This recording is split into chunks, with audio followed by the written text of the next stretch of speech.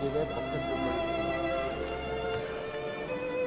Bon, je vous remercie de vos réponses que cette assemblée a suivies avec beaucoup d'attention. Et en plus, vous avez su vous inscrire tout à fait dans les créneaux horaires qui vous avaient été indiqués. Donc, je vous en félicite grandement. Et je vous invite maintenant à donner, si vous le souhaitez, vos impressions sur cette soirée des grands échanges et de bien vouloir conclure vos interventions.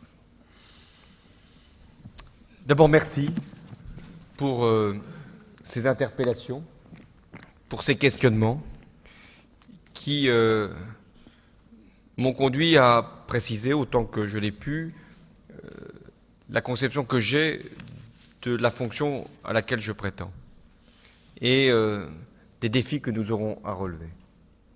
Si je veux donner une conclusion, c'est qu'une campagne présidentielle, ce n'est pas simplement une compétition entre personnes. Il y aura beaucoup de cela. L'un dira qu'il est président et qu'il a donc reçu la formation appropriée. Il sera dit de l'autre qu'il n'a même pas été ministre. Comme si, quand je regarde la composition des gouvernements depuis 10 ans, je ne serais pas plus cruel, je me dis que ma condition est quand même plus élevée. Mais c'est à démontrer. Bien sûr que ce sera une compétition personnelle qui est capable, donne conviction, une sincérité suffisante pour entraîner le pays. Mais c'est d'abord une élection présidentielle, un enjeu de société, une affaire collective dont le pays doit s'emparer. C'est pas une joute. Il y a des éléments de clivage qu'il faut reconnaître. Il y aura des choix qui vont engager la nation pour longtemps. Il y aura sûrement des conséquences très importantes pour notre protection sociale, pour nos valeurs, pour notre école. Et si on ne dit pas la hauteur des enjeux, alors on sera dans la médiocrité des débats, dans la facilité, dans le mensonge, dans la réduction du grand sujet à de médiocres intérêts. Donc c'est une affaire collective. Je ne gagnerai que s'il y a un mouvement collectif. D'ailleurs, les grandes victoires de la gauche, si je m'arrête à 1981, 1990, même 1997, c'était un autre contexte, les grandes victoires ont toujours été précédées de mouvements. Il faut qu'il y ait du mouvement. Si la société est inerte, franchement, la gauche ne pourra pas être elle-même dynamique. Deuxième conclusion, c'est qu'une élection, c'est un clivage. Il y a un choix. Et donc, il y a une séparation à un moment du pays. Et pourtant, le rôle du président de la République, tel que je le conçois, c'est de rassembler, c'est d'unifier, c'est de réconcilier, c'est d'apaiser. Même à un moment où c'est particulièrement âpre, difficile, le rôle du président, ça sera d'élever le pays, de le respecter. Et c'est pourquoi j'ai fait cette distinction entre le mode d'exercice de la fonction présidentielle et celui que je revendique pour le pays.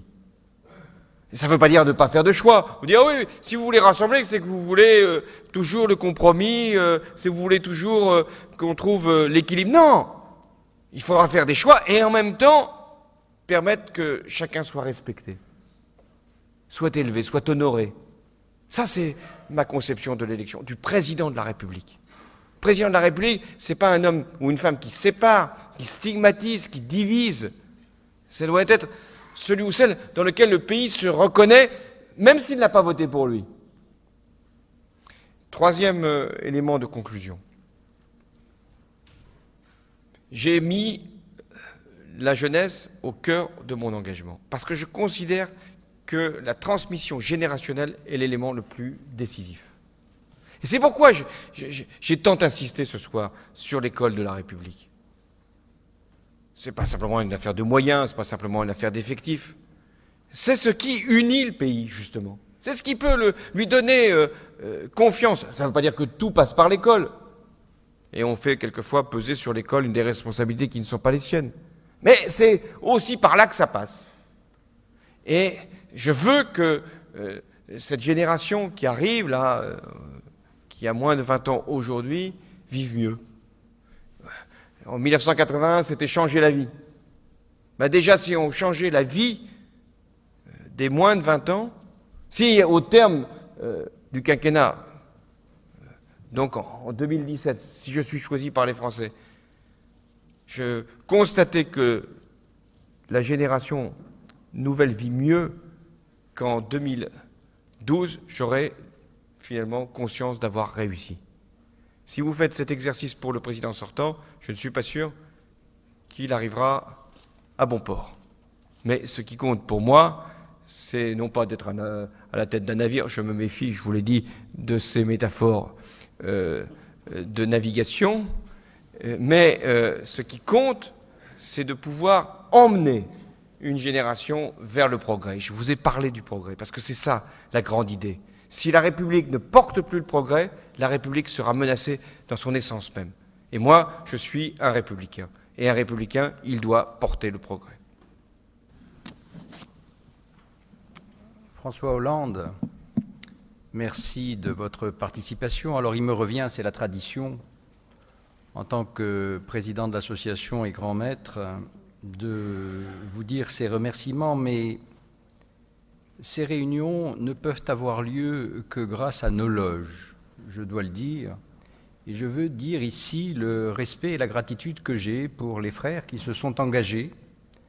Alors je dis les frères parce qu'à Lorient, je vois peu de sœurs. Et c'est un sujet sur lequel on pourrait ici gloser. Mais les frères qui se sont engagés ici l'ont fait sans aucune retenue, avec, je dois le dire aussi, un talent qui a peut-être aiguisé le vôtre que l'on connaissait déjà. Vous vous êtes exprimé d'abord, c'est vrai, dans une assemblée qui, hors les décors qui l'ornent et qui sont parfois exotiques pour ceux qui ne les connaissent pas, est une assemblée d'hommes et de femmes qui sont dans une certaine culture, une culture très particulière, qui est faite de thèmes et de concepts que vous reconnaîtrez peut-être, qui sont ceux d'abord de la reconnaissance. Vous savez qu'il y a dans nos rituels, ou vous ne savez pas qu'il y a dans nos rituels un terme, la reconnaissance. Nous disons que nous nous reconnaissons comme tels.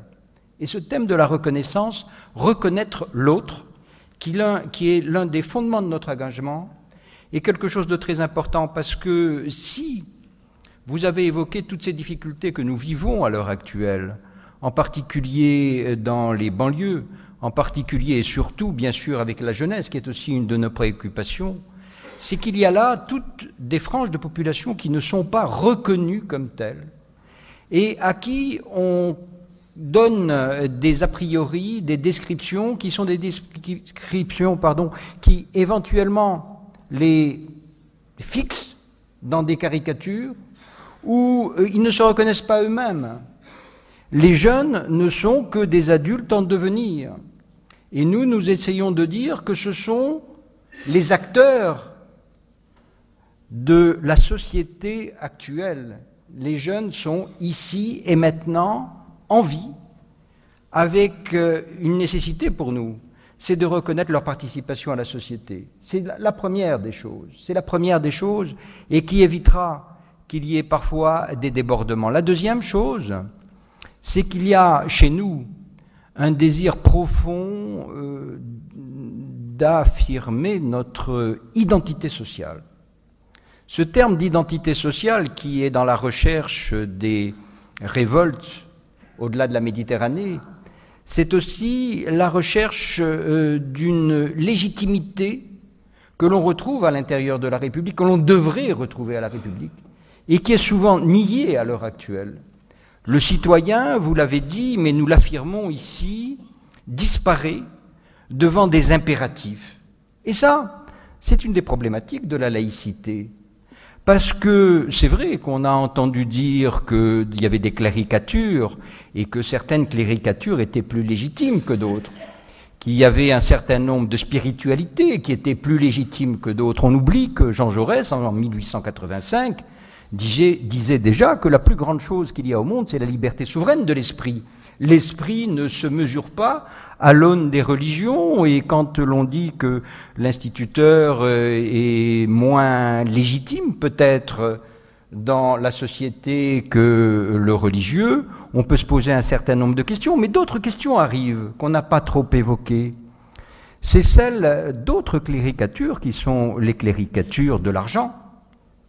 Et quand l'on voit dans certains pays, en Italie, M. Monti, pour ne pas le nommer, en Grèce, M. Papademos, à la BCE, des hommes qui sortent de chez Goldman Sachs, on peut le dire, qui ont été des salariés pendant longtemps d'une banque qui pourtant s'est trouvée à l'origine de notre crise, on est quand même fondé à se poser un certain nombre de questions sur ces cléricatures maintenant qui font de l'argent une mystique.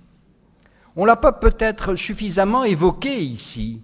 Remettre l'argent au rôle d'outil et non pas de fin, c'est quelque chose qui nous tient à cœur et qui nous oblige parfois de sortir des discours qui sont des discours qu'on nous dit utopiques, simplement parce que nous sommes dans une obligation de système qui nous contraignent et où la liberté que vous avez évoquée est parfois la dernière des choses. Autre chose, enfin, pour terminer, qui nous, ici, nous tient à cœur, c'est le sentiment que vous avez évoqué avec d'autres mots d'une dette sociale. Nous avons, au Grand Orient de France, et en général dans la franc-maçonnerie, le sentiment que nous avons une dette sociale dans la mesure où nous disposons d'un savoir, qui est un savoir acquis dans nos loges, et donc d'un pouvoir, parce qu'on en revient finalement à votre conclusion. La conclusion, c'est celle du pouvoir.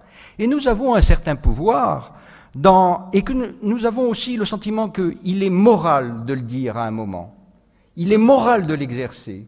Et nous reconnaissons les hommes qui s'engagent en voulant réhabiliter aussi le politique. Voilà un certain nombre d'éléments qui font que ce débat aura été enrichissant pour nous. Alors, nous ne vous avions pas donné toutes les clés, évidemment. Nous voulions vous voir, vous savez, dans une formule simple. C'est au pied du mur qu'on voit le maçon. Merci à vous.